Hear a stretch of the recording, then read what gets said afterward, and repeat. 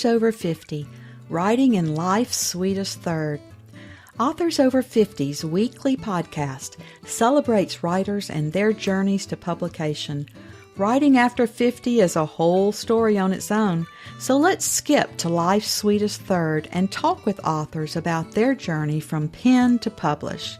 Welcome. I'm Julia Daly, your host, and I invite you to listen to interviews with writers who've achieved their goal of publishing a book just later in life. We've seen award lists for under 30 or under 40, but I've yet to see lists for those who've achieved a significant milestone of their own, launching a new career and publishing their first book after the age of 50. We will hear about these authors' inspirations, struggles, strategies, and the smell of that first book. These writers' journeys inspire me because I'm one of them. My guest today is an environmental communicator who advocates for the natural world through work and play. Her debut novel, The Best Part of Us, has received 6 national and international literature awards and more than 225 top reader rankings for its ability to immerse readers in a breathtaking natural world and tell an engaging story. She earned a bachelor's degree in journalism from the University of Missouri, a master's degree in environmental education and international water policy from the University of Michigan, and a certificate in fiction writing from Stanford University. She enjoys hiking, kayaking, sailing, skiing, and gardening, the wonder of surprise, and the optimism that nature's beauty always provides.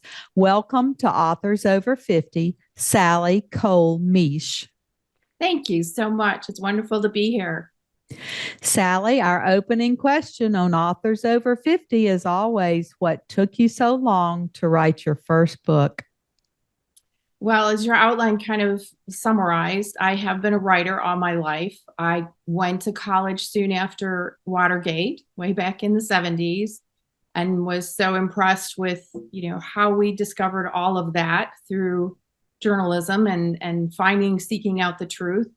And so I became a journalist, and it was in the late 70s, early 80s, where I started getting a lot of assignments for environmental things. The Clean Water Act passed in 1972, and the Clean Air Act, and all these things. We suddenly started realizing what we were doing to our world. And so I became very intrigued with it and realized I really didn't know the science behind it. So I went back to grad school, and living in the Great Lakes region in Michigan, I focused on water, and then moved into environmental policy and communications work for the rest of my career. But it's always been a focus primarily on writing. And what really took me I had not written any fiction of any kind until my son was getting ready to go off to college, late life baby, and, only child going off to college. And I thought, okay, I need a new challenge. So even though I'm working full time and everything, I just by happenstance saw the application for a Stanford online writing master's certificate program, and applied and got into that and did that for 3 years. And by the end of that program, I had a first draft for this book. So it was an interesting process, but that was never really a bucket list goal of mine to write a book. But I have to say it's been one of the most challenging and rewarding things I've done in my life.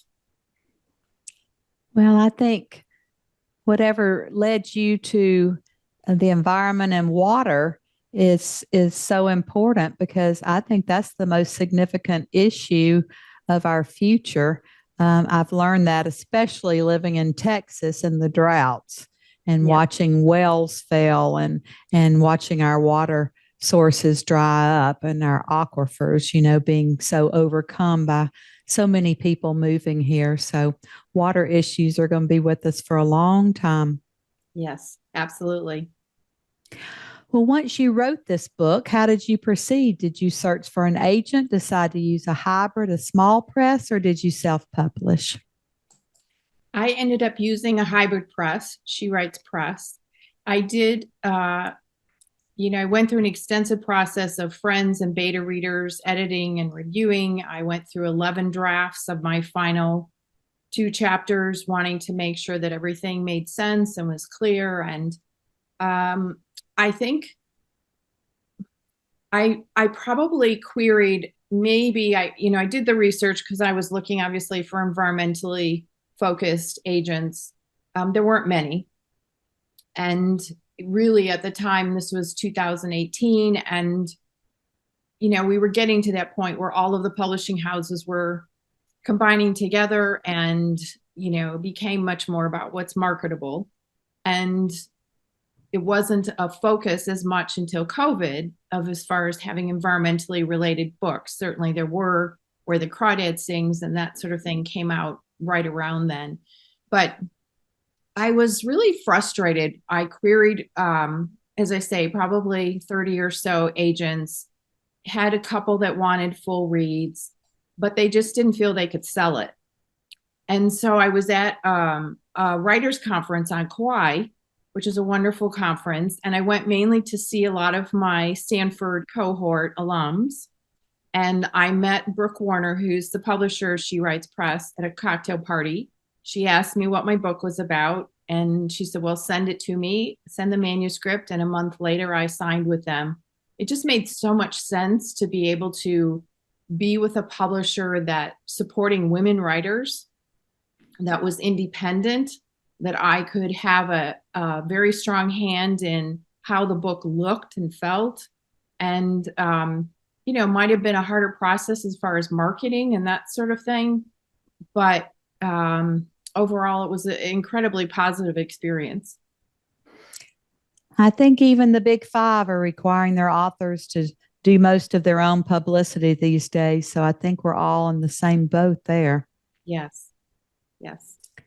Well, I've interviewed several journalist majors and people who have been in the journalism field, and they talked about the difference in going from writing articles and concise pieces of work to writing fiction. Have you found that to be a challenge? It was, from the aspect of something that's so magical that, when you're writing fiction, is allowing the characters to take over when you're writing. To me, that's the magic of fiction, writing fiction, right? Is you're sitting there and you think this scene is going this way, and suddenly off it veers another way. And that took a while for me to get used to.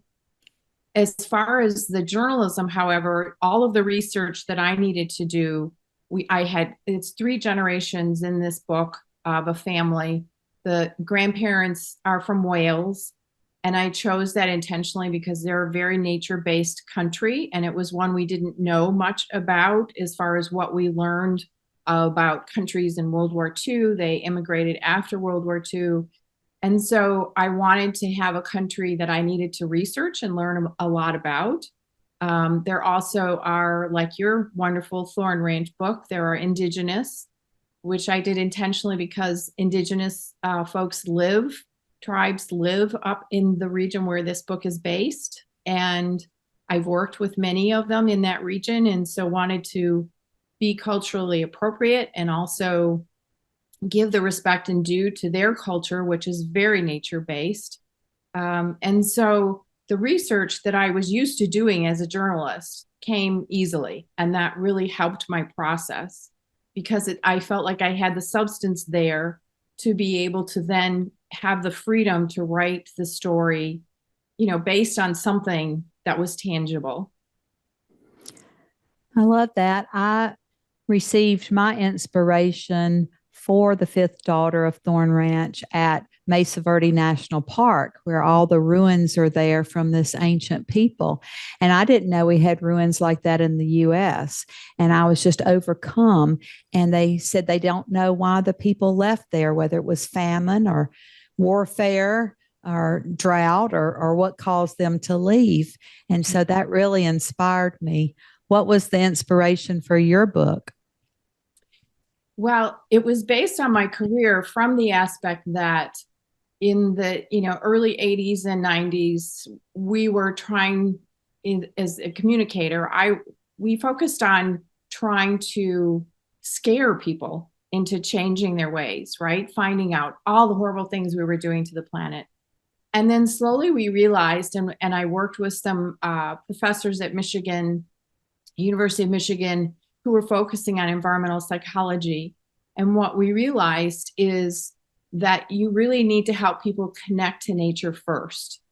And once they recognize and value it in their lives, then they will work to protect it. Then they will act. Then they will start to recycle. Then they will start to conserve water. Then they will do the things that are necessary to help us change our practices and protect our earth. So these studies were amazing as far as showing the difference of, for example, in a prison or a school, if someone can look out a window and actually see not just grass, but also trees, any kind of plants, the sky, those sort of things, their level of stress goes down exponentially.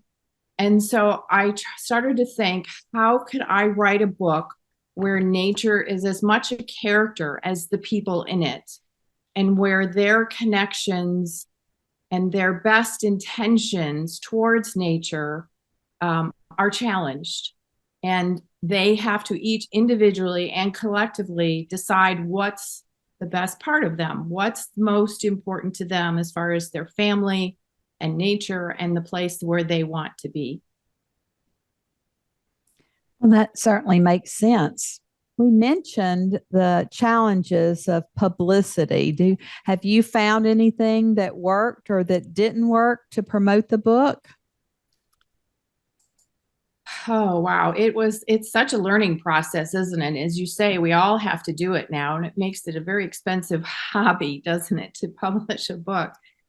I found, because I was releasing the book right at the height of COVID in September 2020, I was able to learn from some of the She Writes Press authors that came before me in terms of how they altered. So I switched to an online book launch. I was lucky to have an environmental group that I had worked with quite a bit in northern Michigan for Love of Water Flow. They hosted my launch for me. And so I focused on book clubs, and I've done over 65 so far. Yeah, it's been a lot, but I've sent information to a lot of organizations and groups that I've served on boards for, I've been a member of, and that sort of thing. And I've been thrilled with the response, and then word of mouth just keeps going, and friends and that sort of thing. I've done speaking engagements, and that has been such a joy for me, because everyone reads a book differently, right? We all read from our own perspectives. So it's been so lovely to hear people's viewpoints about the story, and for them to tell me about their connections with nature and special places. I know for us up in the Great Lakes, everyone has a summer cottage that they want to go to. Water is so important to them. Texas has its own beauty, and it's wonderful to see that range of different ways that you guys appreciate your land as well. So that has really helped me. I have done some social media ads on Facebook and some other podcasts and that sort of thing, but I really enjoy the face-to-face or screen-to-screen interaction with readers themselves. That's been my real joy.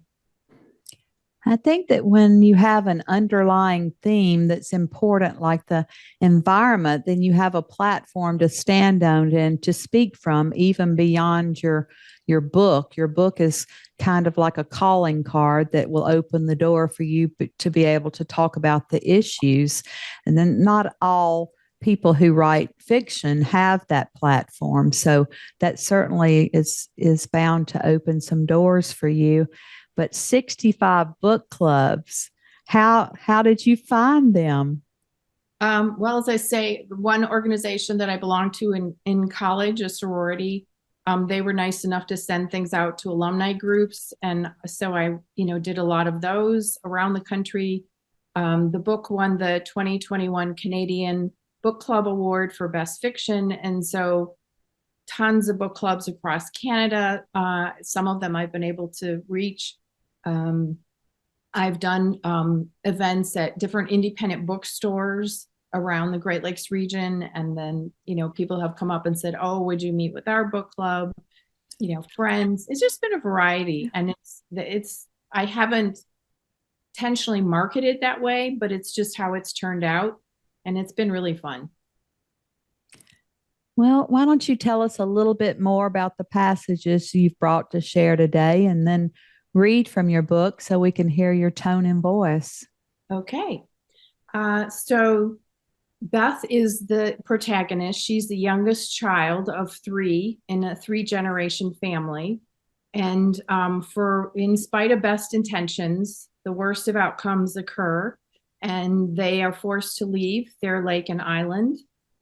And many years later, she gets up the guts to go back and see what she can discover. So this is in chapter 7, the last chapter, when she first goes back to the lake.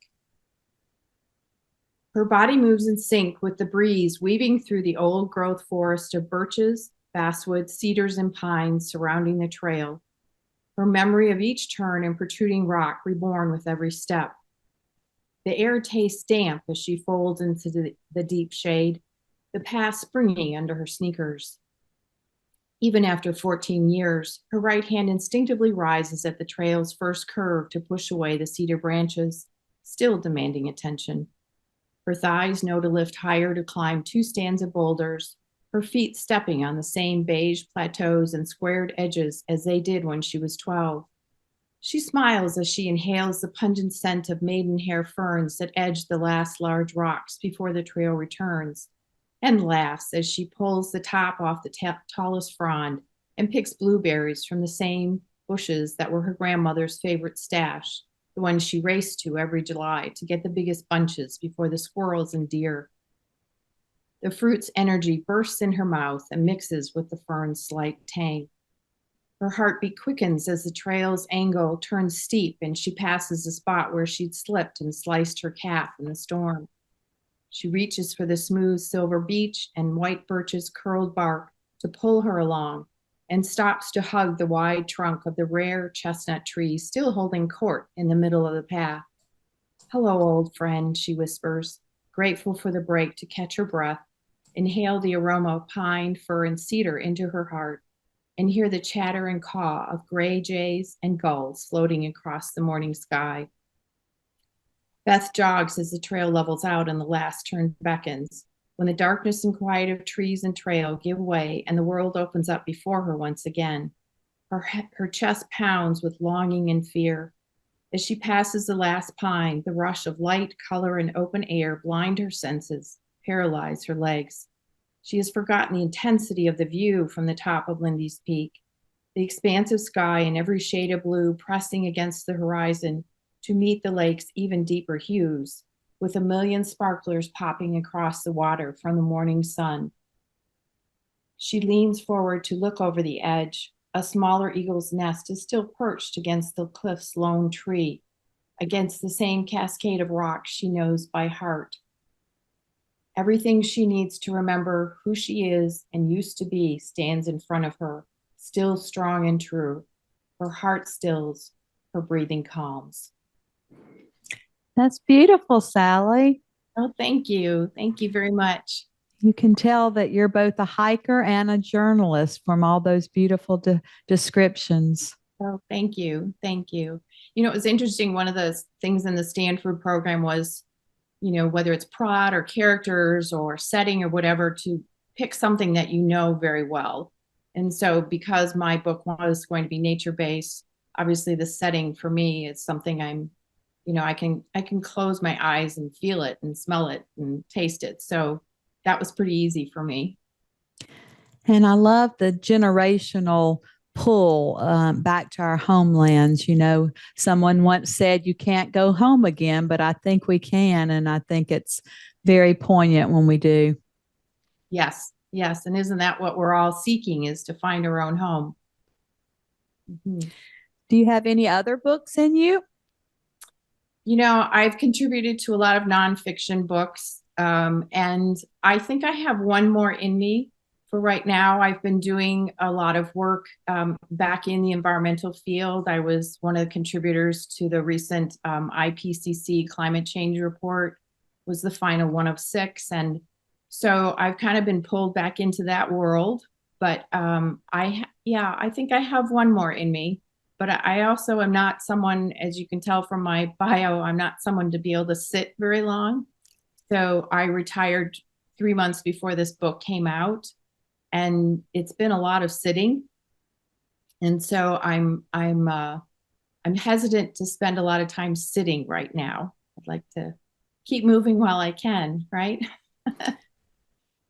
I feel the same way, and I try to get out and do something outside every day, whether it's working on the ranch or riding my bike. And it just makes us feel so much better about our environment and our self when we can be outside.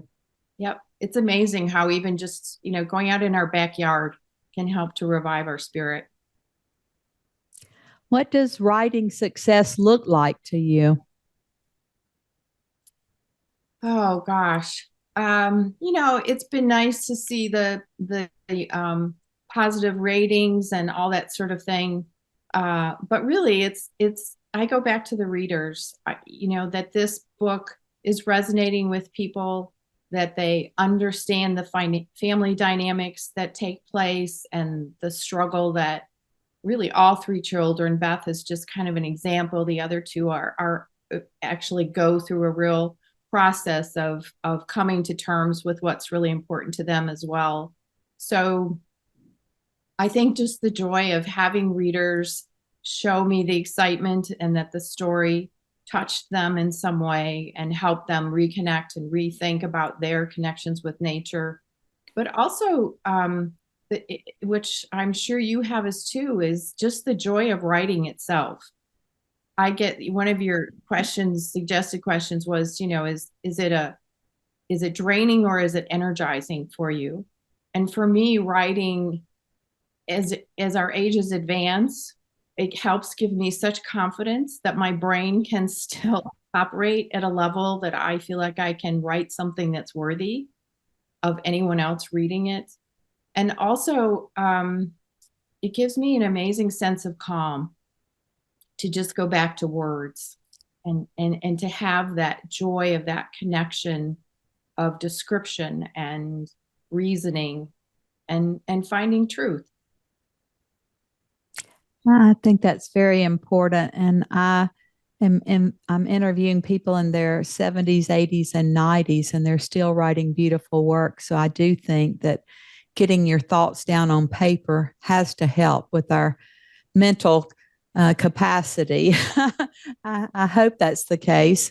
Although I find myself using the same word over and over, and I have to delete a lot of the same words. So maybe I'm losing my descriptive nature. I don't know.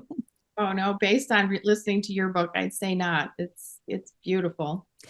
And I think that my first book, you're talking about readers who find our books. And, when someone finds our book and they're not a family friend or a member of our own family and they love our work, it's so encouraging and so inspiring to me. My first book had a thread of memoir running through it because I'm an adopted child from a maternity home in New Orleans.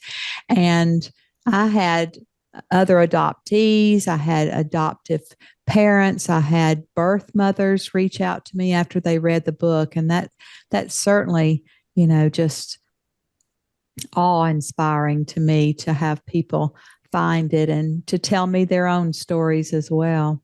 Yeah. Yeah. It's very fulfilling, and to feel like you've been able to touch someone else like that. It's totally different than issue-based stuff where you're able to pass an environmental law or something like that. It's great, but the results are so way, way decades down in the future. And to have someone say that your words touch them, it's amazing feeling. It's like planting these trees. We'll never get to see them grow into the size they will, but but someone will. Maybe our children and grandchildren or great grandchildren will. Yes. And that's so important. Indigenous tribes, the Ojibwe, that are so prominent in my book and live in the region where the setting is, it's looking 7 generations ahead, that all your actions should be looking 7 generations. And when you think of that, that's wow. We need to plant a lot of trees. It's very powerful. And I hope that our children are being taught to look that far in advance. Sometimes I worry that we're all just thinking about the here and now. Yeah, and isn't that also part of the reason? I don't know how you feel about it, but for me, social media is fun and helpful, but it's also, I don't know how much I want to support it, because that is taking people away from. I see people walking their dogs and they're holding their phones, looking at their phones, and I think, oh my gosh, look up, listen to these birds, see these trees blooming. You're missing so much. Or around the dinner table instead of talking to each other. My grandchildren will text their mother from upstairs, instead of coming down the stairs. Wild. What does your family think about your new career as a fiction writer? They've been so supportive. It's, as I say, I started the Stanford program when my son went off to college, and he was ending it just as I was signing for it to be published. And my husband was so wonderful, because I'm a deadline person as a journalist. And so I would write a lot late at night, or I needed my commutes to and from work to really work things through in my mind, scenes and what's happening. And then I would disappear usually by 10 o'clock at night and work from 10 to 1, maybe not every night. But the other part is my son played Division I baseball, which is very intense. And so we'd get in the car on a Friday morning, and for 18 hours or however, since we're from the north, we're driving south all the time to Texas and other southern states. And my husband would drive for 18 hours straight. And it was perfect for me, however, because I'd sit in the passenger seat and I'd write and I'd edit and I'd do all these things, because what else am I going to do sitting in a car, right? But he was wonderful. He kept doing all the driving and whatever. And I'd ask him questions. What do you think about this or that? And no, they've been spectacular throughout the whole thing. They're very excited for me, and yeah, it's been wonderful. Sally, as always, our last interview question is, our writers over 50 are quite unique. Do you have advice for writers 50 and above? I would say, first of all, if you're writing over 50, congratulations. Be so proud of what you're doing. I think we all have life experiences and lessons that we've learned that are worth sharing. And we have a sense of perhaps patience with ourselves, that we're willing to get to the real meat of what we're trying to say. At least that's what I find in older authors, what they've written. So I would say, go for it, be strong, be proud, and have fun. It's an amazing ride. It really is. And that's why I call it writing in life's sweetest third. So I just appreciate your being with us here today. You've had such a wonderful and are having such a wonderful career and making such an impact and being an advocate for nature and for our environment. So thank you for that. And we're happy to now say that you're one of our authors over 50. Wonderful. Thank you so much for having me. Thank you for joining us today. Please look for Authors Over 50 every Thursday, when we will have conversations with accomplished debut novelists over the age of 50. Please subscribe and share with a friend. And check out my own publication journey after 50 at www.juliadaily, that's DAILY, like dailynewspaper.com. Until next time, keep reading and writing. And remember, it's never too late to fulfill a dream in life's sweetest third.